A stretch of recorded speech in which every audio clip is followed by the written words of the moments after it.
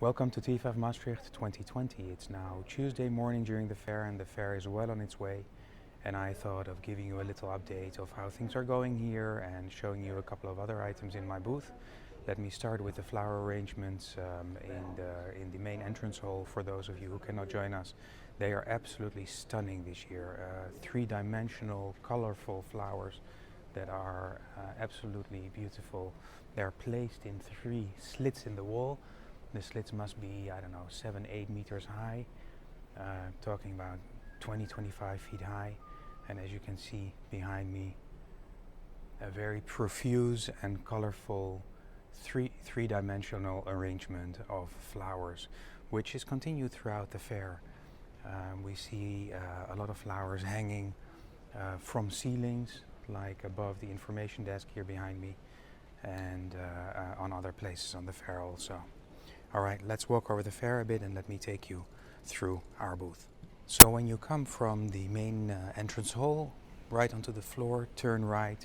The third booth down the line is our booth, which starts right over here. On the outside wall we have this beautiful expression for those who don't really know Dutch Delftware, that it's a national symbol of Holland since the 17th century. Gives a little bit of a background of what you're about to see and hopefully entices some people to walk in who usually wouldn't walk in. In the stand we start off with a couple of showcases showing this beautiful, very early 1660, 1670 vase and cover and miniature vase next to it, which is quite as rare. This beautiful group of this loving couple. And as I told in the earlier movie, we have the booth going on in chronological order, more or less, showing objects from, well, actually the 1590s, like this plate over here, beautiful Majolica plate from the northern Netherlands, not entirely sure if it's Haarlem or even more north like Friesland. Some other objects like this Majolica charger, and of course one of the highlights of this year, this beautiful pair of Samuel van Eenhoorn vases. They're beautifully marked underneath for Samuel van Eenhoorn, owner of the Greek A factory around 1680. They're completely intact with their original screw thread covers, and they're mounted with silver mounts that, according to a test that we had done, is molten church silver from the Middle Ages, which was reused as mounts on these two exceptionally rare bottle vases. Some other interesting pieces, not entirely highlights, but beautiful pieces like this little vase. The other ones were from AK, Adriaan Cox. This is by his successor, Adriaan Cox. Did I say Samuel van Eenhoorn? Samuel van Eenhoorn, and this is Adriaan Cox. Beautiful little bottle vase, and then even continuing to his son, this 7-piece Garnet Rosette by Pieter Adriaanszoon Cox, also owner of the Greek A, and as you might know, he was owner of the factory only for 2 years, after which he sadly passed away, but his widow took over and kept on going until 1721. So generations of factory owners to show here at the stand. Also other factories are represented, like the Lambertus van Eenhoorn pieces that I have here behind me. That is really metal pot factory.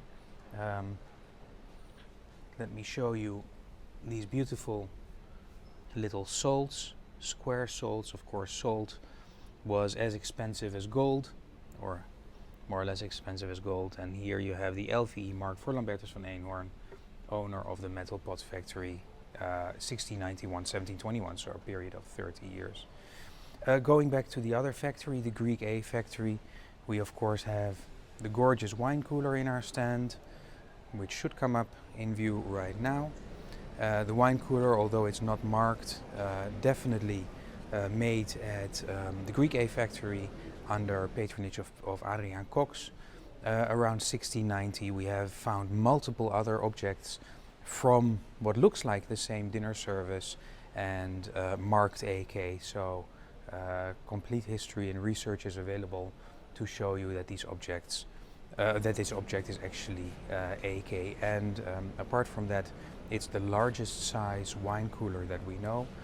There was another one of exactly the same model but completely different decoration, which was auctioned in 1920, but we don't know where it is anymore. So this wine cooler is a absolutely unique object. Also a lot of fun, these two beautiful jugs that I have here, again beautifully marked for Peter Cox, if that comes into view. So again the same Greek A factory, and we're moving along the wall to some 18th century, early 18th century pieces, and a very interesting object here that I would like to show you is this puzzle jug. Puzzle jug, of course, the puzzle of how to drink from it, because you cannot pour from it with the pierced neck. But there is an answer to this riddle. Just imagine filling it with red wine and giving it to your guests at a dinner table and having a laugh seeing them dirty their clothes. But of course the secret to this puzzle jug is that the ear, the handle, is completely hollow and goes down into the basin of the jug, the bottom of the jug, where it forms a straw, and you can drink from the object just by sucking on one of the spouts while holding the other ones closed, of course, otherwise you're just drawing in air. Especially beautiful this year are the Terrines and Covers. We have multiple pairs of Terrines and Covers, and this is a spectacular pair made around 1770. If you can see inside of there, they are marked for Albertus Kiel, owner of the White Star factory, and we're talking about around 1770. Very good size, very nice model, very nice color decoration. Of course, our cover lot is still here, these very elegant birds of paradise. They are here, and we have multiple Garnet Rosettes in all kinds of colors, and always complete sets with 3 vases with covers and 2 beaker vases in between them, intended to be placed on a piece of furniture with the 5 levels. Also here behind me, this pair of covered vases decorated in the cashmere palette.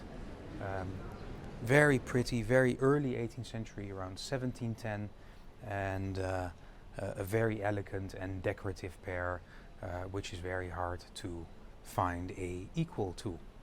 On the other wall, going from early 18th century to slightly later in the 18th century, another rare pair of Terrines and Covers are these stags, beautifully modeled with their antlers, and this pair of honeypots on their original stands, with this beautiful flower on the stand, and beautifully marked also for the Greek A factory, again under dextra, well into the 18th century, and to be dated around 1760. So a factory that played an important role throughout the 18th century, actually from the late 17th century throughout the 18th century. Very beautiful is this very large pair of cats,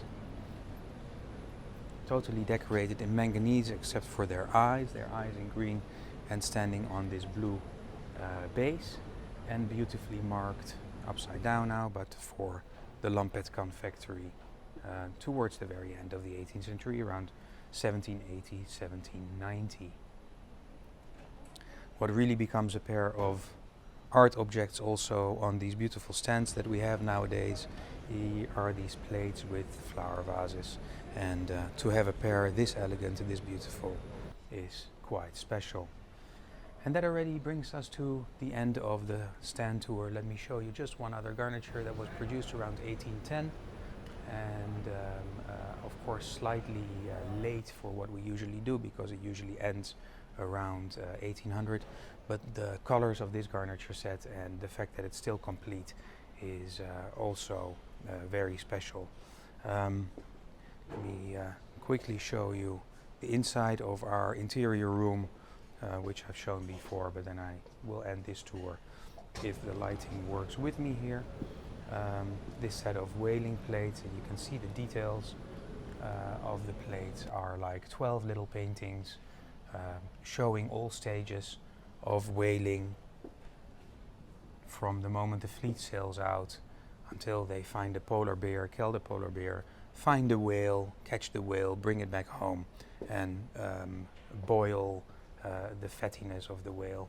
And another set, and these sets are extremely rare, of the Mans plates, which you've heard us talk about quite a lot in the last few weeks, since we are having modern imitations made, copies made, together with the Heine company. So for those of you who don't have a chance, you are sorely missed here at TEFAF Maastricht, what is still the greatest art fair in the world, the most impressive art fair in the world, showing 7,000 years of art. And well, for those of you that were here and still want to have a little remembrance, a moment of thinking back of the walkthrough through our stand, I hope that you enjoyed this movie, and I look forward to welcoming you here in Maastricht, or otherwise in Amsterdam, on future occasions. All the best, and until soon.